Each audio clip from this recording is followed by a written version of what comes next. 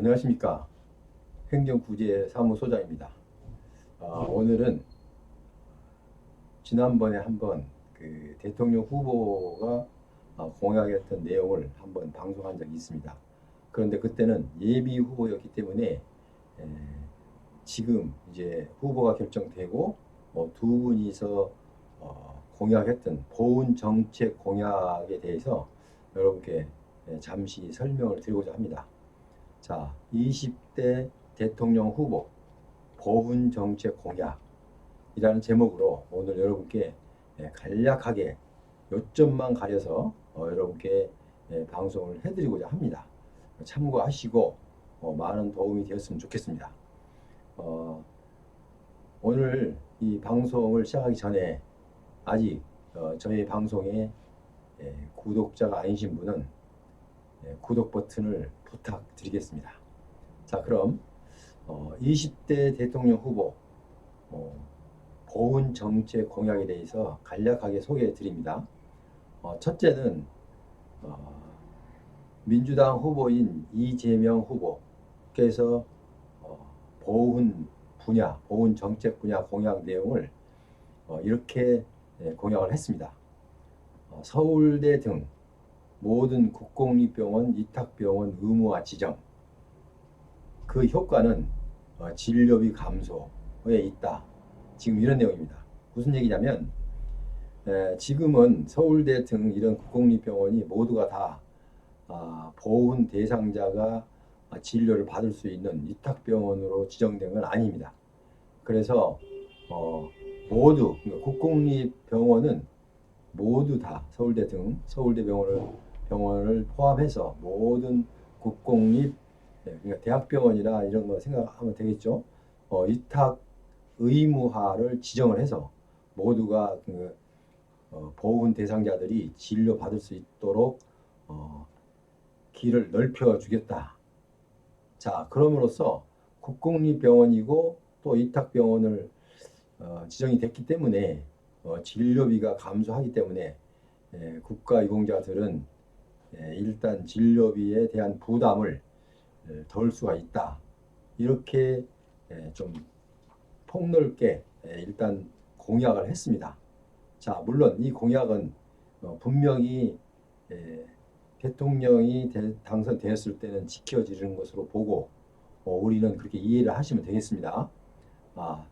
다시 한번 보시면 모든 대한민국에 있는 병원들이 모두가 국가유공자들이 진료받을 수 있는 병원은 아닙니다. 우선 보훈병원들을 지역까지 서울 중앙보훈병원을 비롯해서 지방까지 보훈병원에 있는 보훈병원이 지정이 되어 있고 또 현재 그 편의상 일부 각 지역마다 그 지정병원이 지정이 되어 있어서 국가유공자 환자들이 일단은 진료를 받고 치료를 받고 이렇게 지금 생활하고 있습니다. 자, 그런데 이 이재명 대통령 후보가 볼 때는 좀 그 지정병원이 좀 모자란다. 그거 갖고는 좀 불편하겠다라는 것을 인지하시고 서울대 등 국공립을 얘기하는 겁니다. 서울대 등 모든 국공립병원은 위탁 의무화를 지정하겠다.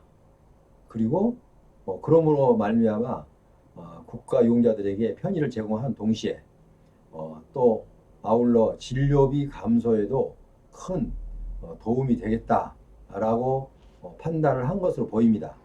그래서 일단은 서울대 등 모든 국공립병원 위탁 의무화 지정 그리고 그럼으로써 진료비가 감소할 수 있는 시너지 효과가 있다라고 보신 겁니다. 자, 그 다음에 두 번째로 이제 대통령 후보는 현재까지는 양당 체제가 됐기 때문에 양당에서 주장하는 두 후보의 공약만 보겠습니다. 자, 그 다음에 국민회의의 윤석열 후보 거기는 첫 번째 국가유공자 수당을 2배로 인상하겠다. 물론 예비 후보 시절에도 한번 이렇게 공약을 한번 한 적이 있습니다. 자, 그런데 그때는 정식적인 공약이 아니죠. 왜냐하면 대통령 후보가 아니었기 때문에. 자, 그래서 국가유공자 수당을 현재보다 2배로 인상하겠다. 이렇게 하나를 안을 내놨고요. 자, 두 번째는 군 복무 경력을 인정하겠다. 이렇게 큰 타이틀을 보면 두 가지로 나눠서 볼 수 있습니다. 자, 국가유공자 수당은 지금 보면은 모든 사람들이 늘 국가보훈처의 예산과 국가 예산과의 그 괴리 때문에 늘 부족한 부분에 정말 그 많은 국가유공자들이 국가를 위해서 희생을 하고 이렇게 지금 현재 지금 살고 있는데 너무나 힘들게 살고 있다. 이런 주장들이 팽배해 있었습니다. 그래서 이것을 인지한 윤석열 후보께서는 국가유공자 수당을 현재보다 2배로 인상해 드리겠다. 이렇게 하나 하고요. 하나는 군 복무 경력 인정한다. 군 복무자의 경력을 인정하겠다. 이런 얘기거든요. 그러면 군 복무의 경력 인정이 무엇이냐? 옛날 이제 저희들이 뭐 이제 대학 시험 보고 그럴 때는 물론 공무원 시험 볼 때도 마찬가지였어요. 그때는 군 복무 경력을 인정했어요. 그래서 자기가 받은 점수에 5점을 플러스해 줬습니다. 국가유공자는 10점, 그리고 군 복무자는 5점을 인정을 해줬거든요. 그런데 이 모든 것이 군 복무 경력이 인정이 없어졌어요. 취소됐어요. 왜냐하면 많은 남자, 그러니까 우리나라는 이스라엘처럼 전체 남녀가 다 군 복무 의무가 있는 것이 아니라 남자만 군 복무 의무가 있습니다. 그래서 지금은 좀 짧아졌지만 그때는 보통 36개월 3년 동안을 군 생활을 하다, 그러니까 학교를 다니다 휴학을 하고 군 복무를 하고 나와서 다시 공부를 해야 됐습니다. 그러면 그 학업이라는 것이 연결이 되지 않고 중간에 끊기는 그런 경우가 있습니다. 그래서 이렇게 힘들게 했기 때문에 군 복무 경력을 그만큼 중간에 계속 해서 그 공부를 하지 못하고 중단됐다 다시 했기 때문에 새로 공부할 때는 시간이 필요하고 여러 가지 조건이 필요하다라고 해서 군 복무 경력자에게는 5% 그러니까 플러스 5점을 줬던 이런 군 복무 경력 인정을 지금 퍼센트는 얘기를 안 했지만 회복시키겠다 이런 뜻도 포함돼. 회복이라는 얘기는 쓰지 않았죠. 근데 일단 내용으로 보면 회복시키겠다라고 이해를 하시면 되겠습니다. 자, 그런데 이제 여기서 한 가지 참고적으로 말씀드릴 것은 군 복무 경력 인정에 5점을 주면은 남자들은 이제 뭐 좋아하죠. 그런데 여자분들은 이거에 대해서 반발이 있을 수 있습니다. 그래서 옛날에도 군 경력이 5점이 없어졌습니다. 존재하고 있다가 없어졌다. 지금 없어진 상태입니다. 자, 그런데 지금 비근한 예를 한번 들어보면요. 각종 공무원 시험이나 아니면 이런 것을 이제 결과를 보면요. 여자분들이 수석을 합니다. 거의 다. 뭐 100%는 아니지만 여자분들이 80% 이상, 만약에 10군데에서 시험이 시행됐다. 서울시 아니면 뭐 경기도 뭐 충청북도, 충청남도, 뭐 강원도 해서 각 시도에서 시행하는 지방 공무원들 그 모집 요강을 보고 시험 결과를 보면 여자분들이 수석이 한 80% 이상 나오고 있습니다. 현재. 자, 그거는 이렇게 분석을 해볼 수가 있습니다. 남자들은 학교를 다니다가 군 입대를 해서 3년 동안, 지금 3년이 아니면 줄었지만 3년 동안 군 생활을 하면 학업을 완전히 포기하고 3년 동안은 일단 책을 덮어놓고 군 생활에 열중을 해야 되기 때문에 정말 공부할 수 있는 시간이 적었다라고 항변을 해도 크게 어떻게 방법이 없었습니다. 자, 그런데 그래서 그런지 아마 그것도 우연의 일치인지는 잘 모르겠습니다만 어쨌든 여자분들이 수석 합격하는 확률이 많고 또 합격자 비율도 퍼센트도 보면 여자분들이 훨씬 높습니다. 남자분보다.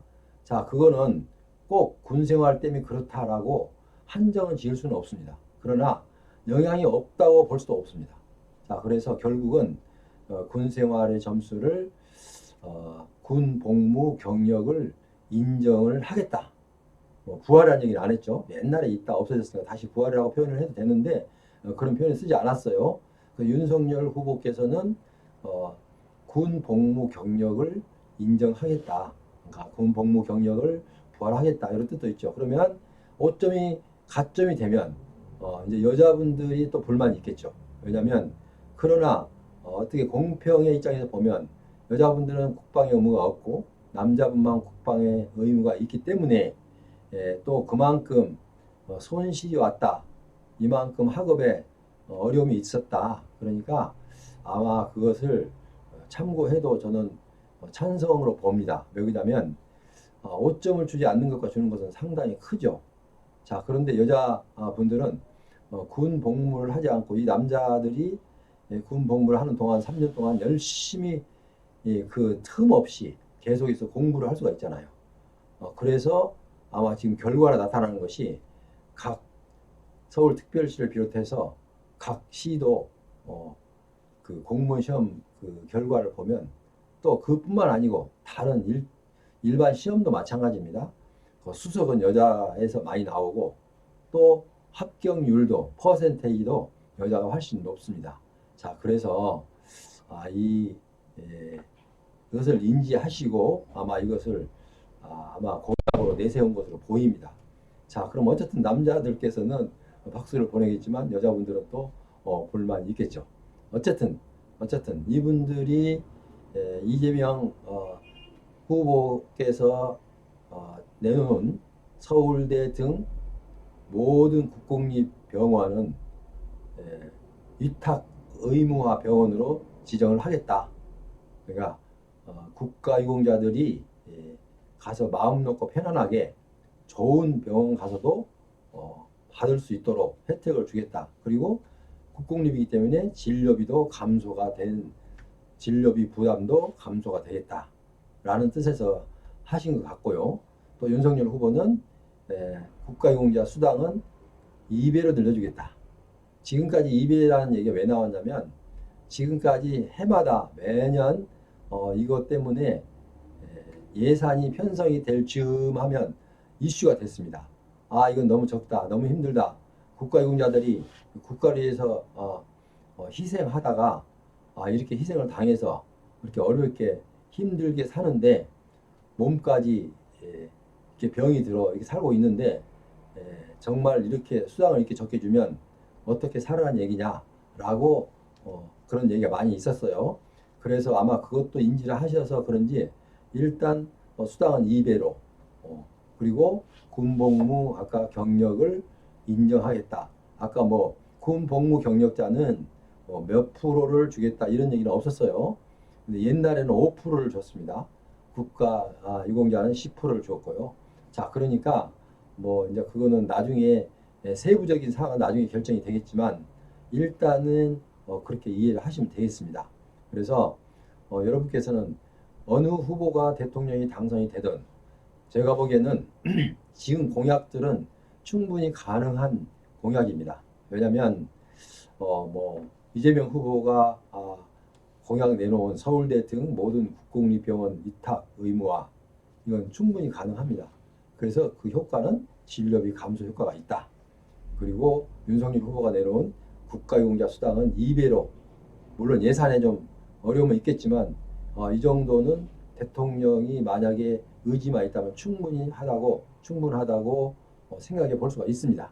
자, 그리고 군 복무 경력도 부활해서 인정해주면 이것도 남자분들한테는 상당히 도움이 되고 어디 취업을 할 때도 또 5점이 가점이 되면 정말 그 커트라인에서 걸린 사람들은 다 붙게 되죠. 쉽게 설명하면. 자, 그래서 상당히 여러분께서 환영할 만한 일단은 여러분들은 이제 누가 대통령으로 당선되든 지금 보훈 정책에 대한 공약은 지켜질 것으로 저도 확신을 합니다. 자, 그러니까 여러분 그 점 이해하시고 참고하시라는 뜻에서 오늘 20대 제20대 대통령 후보들의 그 두 분, 나머지 군소 정당 후보들은 얘기는 왜냐하면 가망성이 그리 크지 않기 때문에 여기서 생략을 하고 두 분 중에 한 분만 어차피 대통령이 될 거니까 대통령이 당선되신 분은 그분들이 공약한 내용을 실천할 것으로 보여서 여러분께 미리서 안내를 해드렸습니다. 지금까지 함께 하신 여러분 이해가 되셨는지요? 어쨌든 앞으로도 여러분께 도움이 되는 방송이라면 얼마든지 제가 찾아서 여러분께 상세하게 그리고 자세하게 그리고 친절하게 여러분께 다 이 방송을 통해서 여러분께 소개를 하도록 그렇게 하겠습니다. 앞으로도 지금까지 저희 방송에 구독자 아니신 분은 구독 버튼을 눌러주시고 그리고 알람 설정이 안 되신 분은 알람 설정을 하시면 저에게 제 방송이 나갈 때마다 여러분께 핸드폰으로 문자가 제목만 공지가 됩니다. 그렇기 때문에 그렇게 아시고 알람 설정까지 해주시면 여러분에게도 도움이 되고 저에게도 큰 도움이 됩니다. 어쨌든 저에게 힘을 주십시오, 여러분. 지금까지 함께 하신 여러분 대단히 감사합니다. 다음 시간에 또 좋은 정보를 갖고 여러분을 찾아뵙도록 그렇게 하겠습니다. 그럼 다음 시간까지 안녕히 계십시오.